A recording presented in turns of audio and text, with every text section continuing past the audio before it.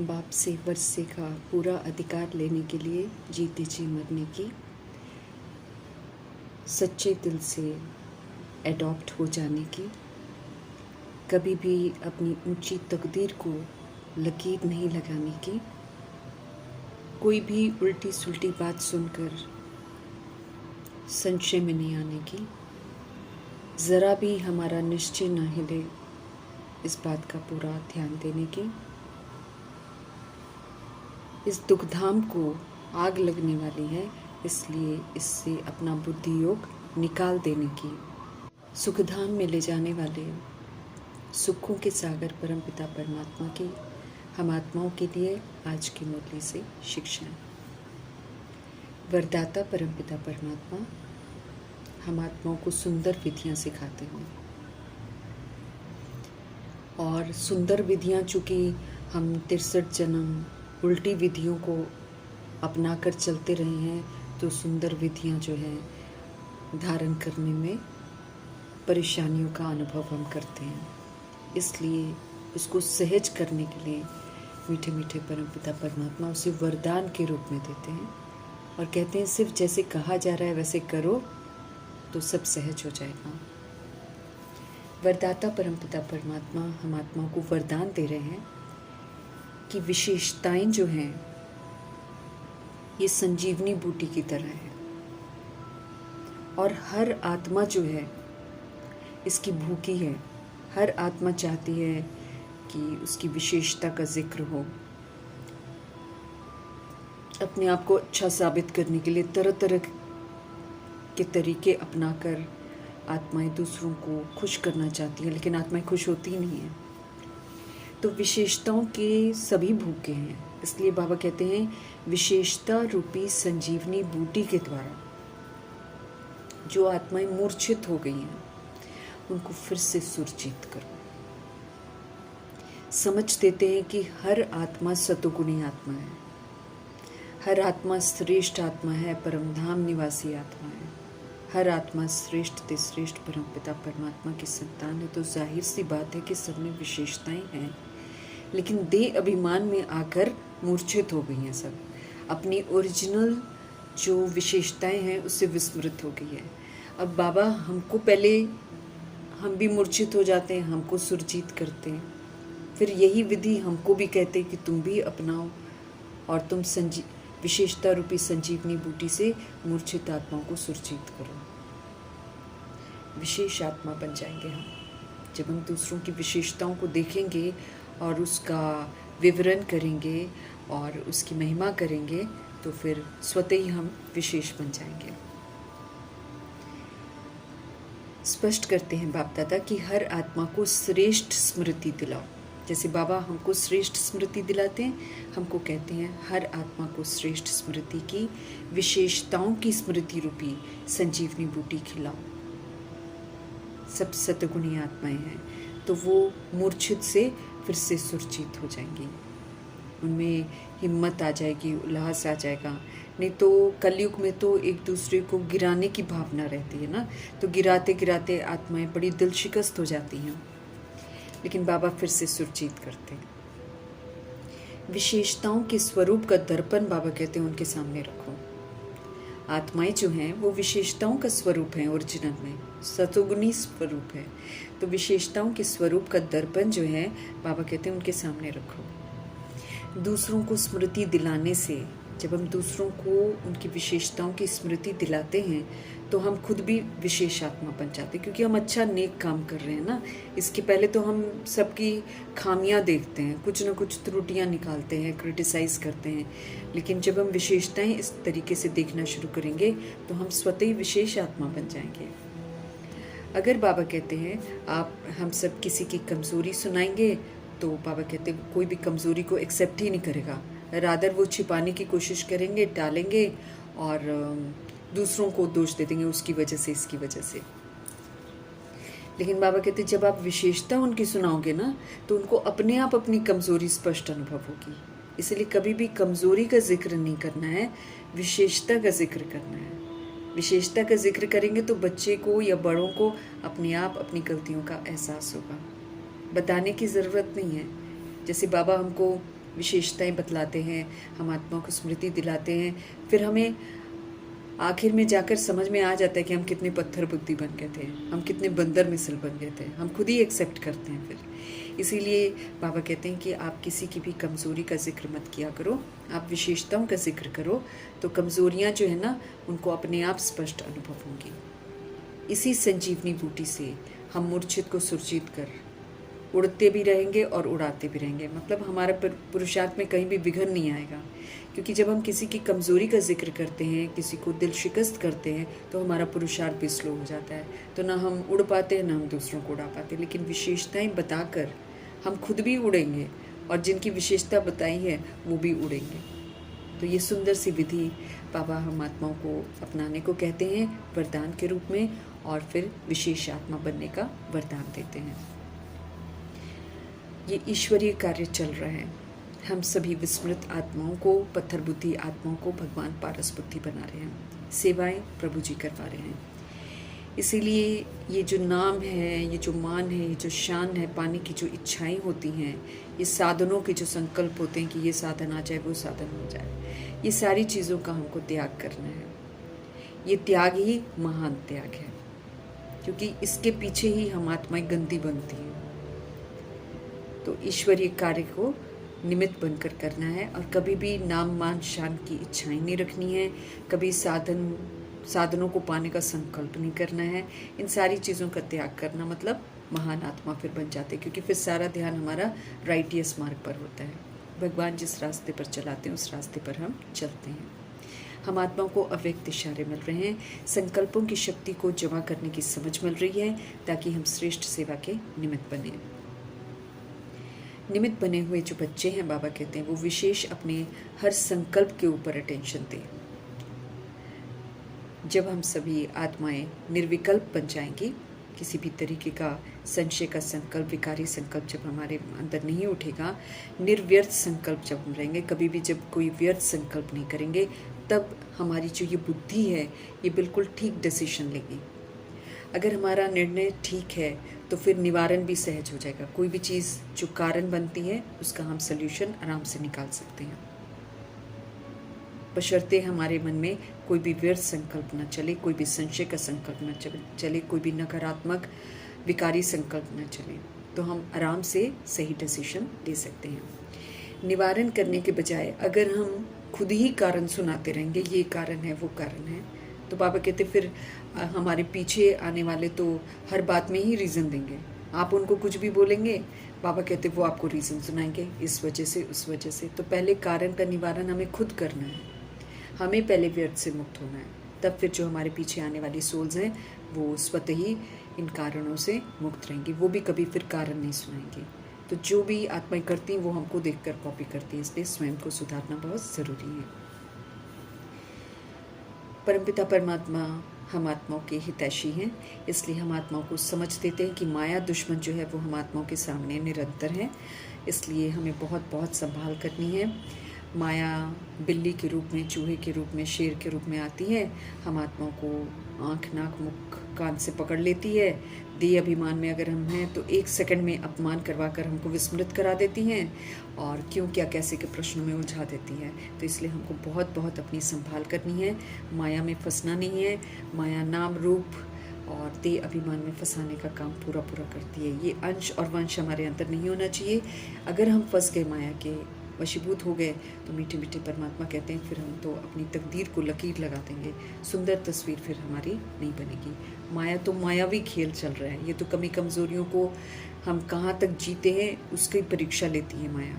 लेकिन अगर हम इसमें फंस जाते हैं तो फिर हम बहुत ज़ोर के थप्पड़ खाते हैं और फिर हमारा बड़ा नुकसान होता है। तो ऊंची तकदीर की तस्वीर हम बना रहे हैं, इसलिए बाबा हमको कहते हैं माया से अपनी बहुत बहुत संभाल करके रखनी है। फिर हम आत्मा को स्मृति दिलाते हैं कि हम सभी आत्माएं राजयोगी बच्चे हैं और हम आत्माओं का मुख्य कर्तव्य है कि हम पढ़ें, खुद को पढ़ाएं और फिर इस पढ़ाई को सबके साथ शेयर करें। ईश्वरीय मत पर हमको चलना है, हमें कहीं जंगल में जाने की कोई ज़रूरत नहीं है। गृहस्थ में रहते हैं, उसी में रहते हुए शांत रहना है, प्रश्नचित नहीं बनना है। सारे प्रश्नों के जवाब मीठे परमात्मा ने देकर हमको शांत कर दिया है। अपनी शांत स्थिति में स्थित होकर हमें परमपिता परमात्मा जी को याद करना है। अल्फ परमपिता परमात्मा और बेबादशाही, इन्हीं दो शब्दों में सारी पढ़ाई समाई हुई है। तो इस प्रति हमको पूरा ध्यान देना है, पढ़ना है और बादशाही लेनी है। हम आत्माओं का कनेक्शन जो है वो बाप और बच्चे का है, इसीलिए अब हमको पक्का इसमें ज़रूर बनना है, पक्का कनेक्शन बनाना है। जब तक पक्का नहीं होता है तब तक हमारे मन में प्रश्न उठते रहते हैं। अभी हमें इन प्रश्नों से पार निकलना है।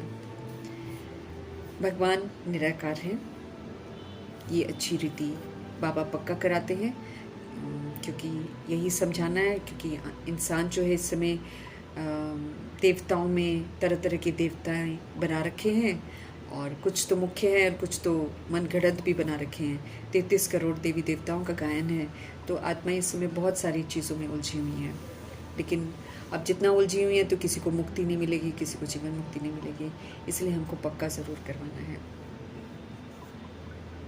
माया का जोर बहुत है, इसीलिए जब हम समझाते हैं दूसरी सोल्स को तो उनको भी बहुत अच्छे से पक्का करवाना है। और बाबा लेकिन हमको ये बात भी समझ देते हैं कि जिन्होंने कल पहले वर्षा लिया होगा वही फिर पूरा वर्षा लेते हैं। बाकी तो कई आत्माएं आती हैं, चली भी जाती हैं।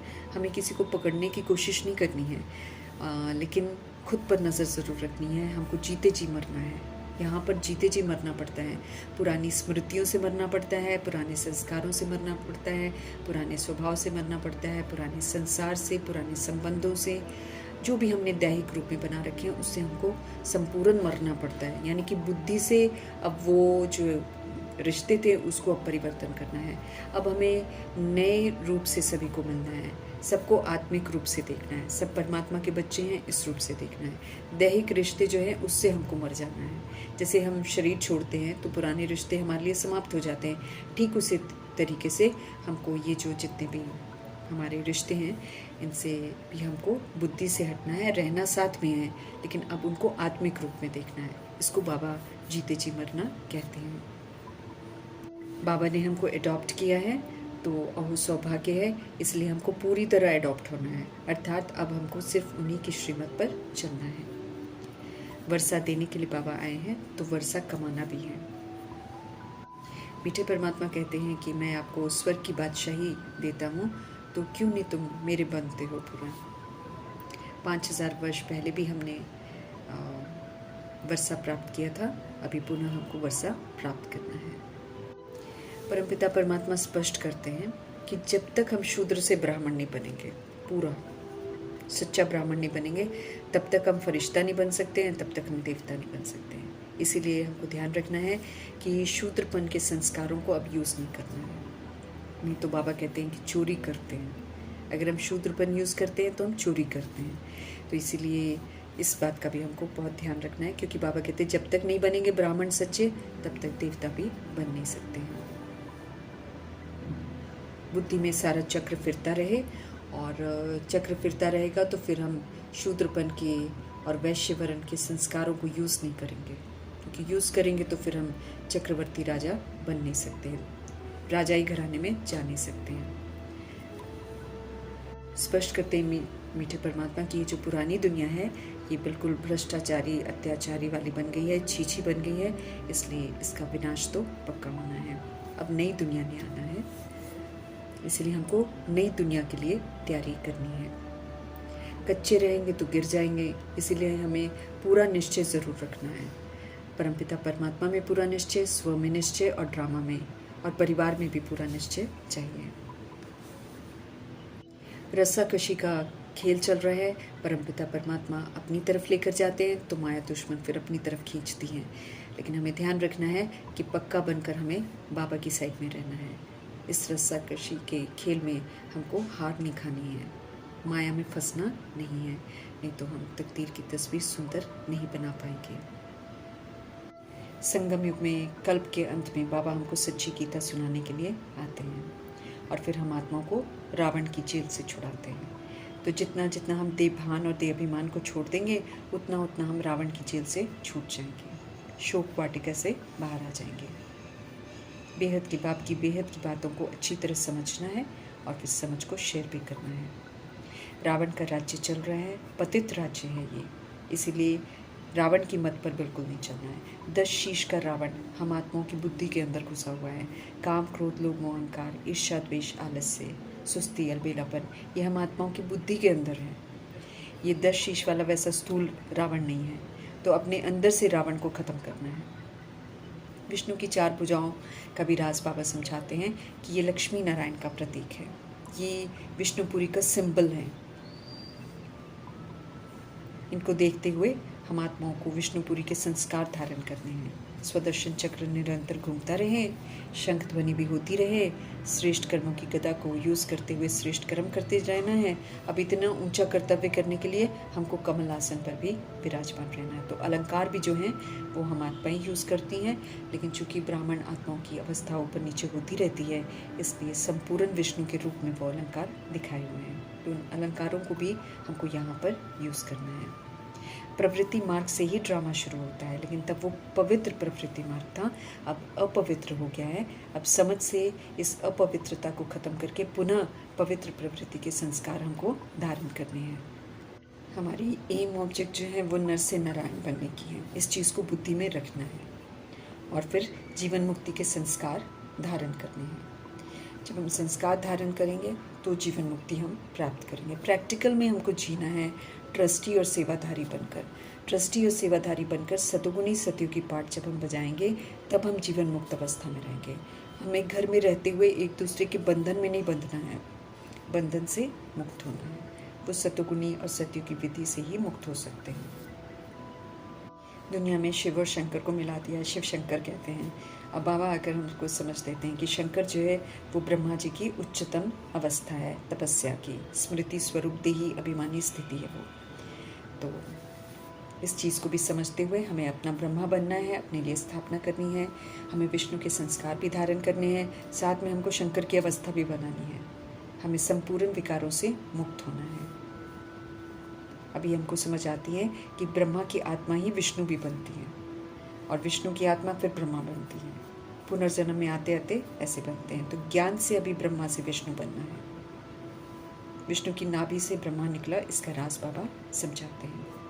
दुनिया में समझते नहीं है, लेकिन याद कर ज़रूर बना देते हैं। सभी शास्त्रों का सार मीठे मीठे परमपिता परमात्मा आकर समझाते हैं। हम आत्माओं को मास्टर ज्ञान सागर बनाते हैं। जितना हम ज्ञान को यूज़ करेंगे उतना हम इसमें मास्टरी हासिल करेंगे। फिर ज्ञान से फिर हम संपूर्ण पेपर्स जितने भी हमारे होंगे उसको हम पास करेंगे। भुजाएं सहयोग की निशानी होती है, इसलिए 8-10 भुजा मतलब सहयोग देते हैं। बाकी ऐसा नहीं कि 8-10 भुजा वाले कोई ऐसे व्यक्ति होते हैं। आधा कल्प रावण राज्य चलता है, पूरे रात में हमने बिताया है, हम आत्मा हैं और समझ बैठते हैं कि हम शरीर हैं। तो अज्ञानता की रात्रियाँ में हमने समय बिताया, अभी हम दिन की तरफ जा रहे हैं, तो हमें आत्मिक स्मृति में रहना है। राम राज्य में आत्माएं जो हैं आत्मिक स्मृति में रहती हैं, जागृत अवस्था में रहती हैं।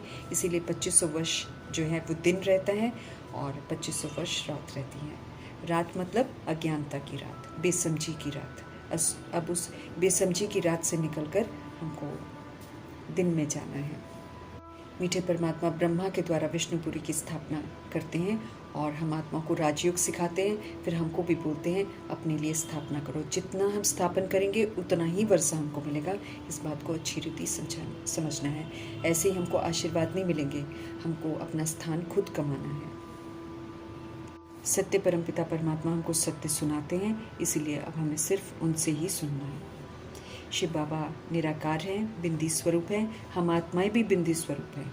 हम तो शरीर का आधार लेते हैं, लेकिन ओरिजिनलिटी तो हमारी वही है, बिंदी स्वरूप। इसलिए पुनः हमें अपनी ओरिजिनलिटी की तरफ जाना है।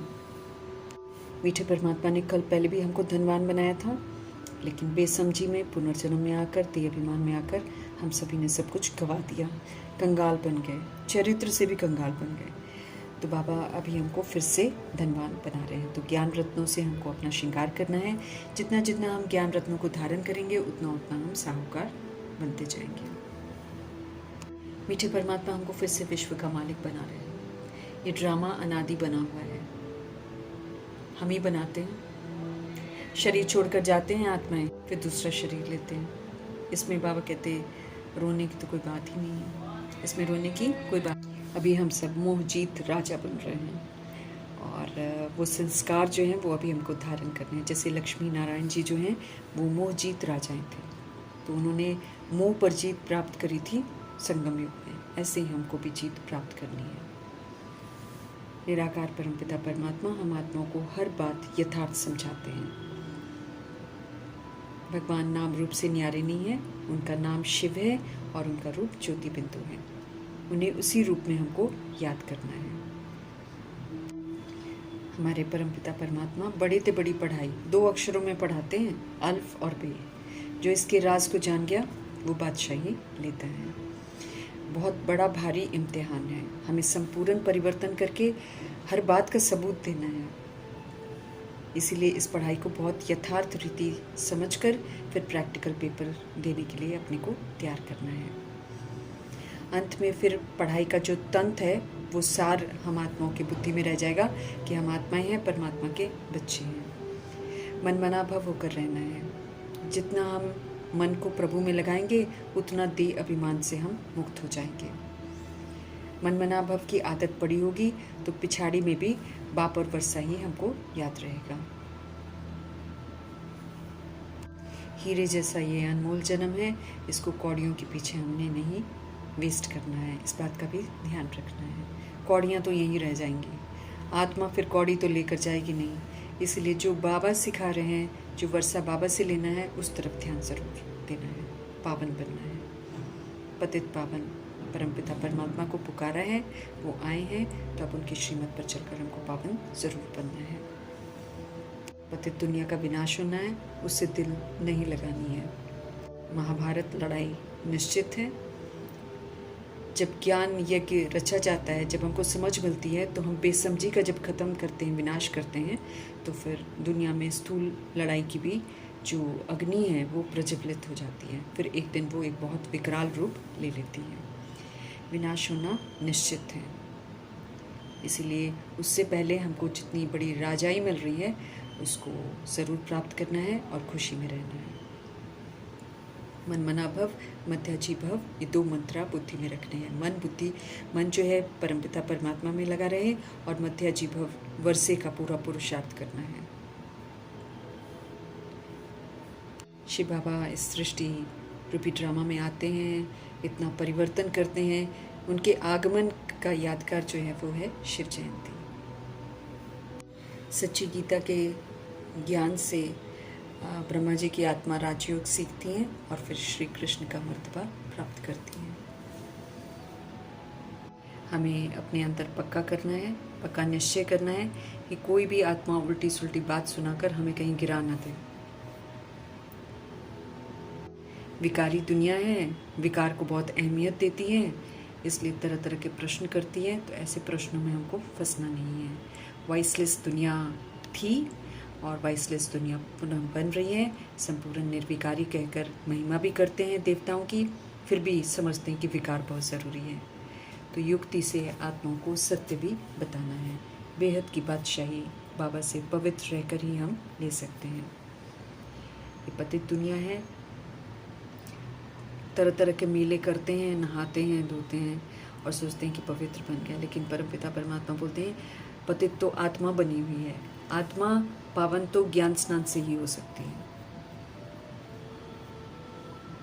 जब भक्ति से अति दुख बढ़ता ही चला जाएगा, फिर अपने आप सभी को भक्ति से वैराग आएगा और फिर सत्य की तरफ सब मुड़ेंगे। मुड़ना ही है सबको सत्य की तरफ। कुछ जल्दी मुड़ जाते हैं, कुछ अंत में मुड़ते हैं।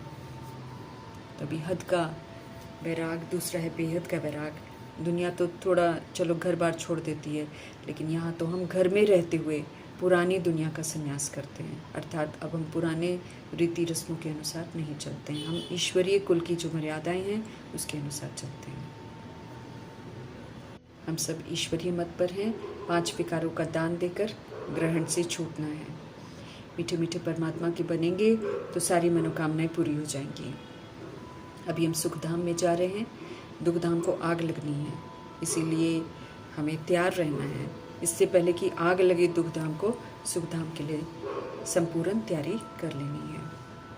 याद की यात्रा में लगे रहना है, तो फिर विकर्म जो हैं हमारे विनाश हो जाएंगे, हम फिर और विकर्म जो है उससे भी बच जाएंगे और उच्च मर्तबा पाएंगे। ऊंचे से ऊंचा बनाने वाले ऊंचे से ऊंचे परमपिता परमात्मा जी का धन्यवाद।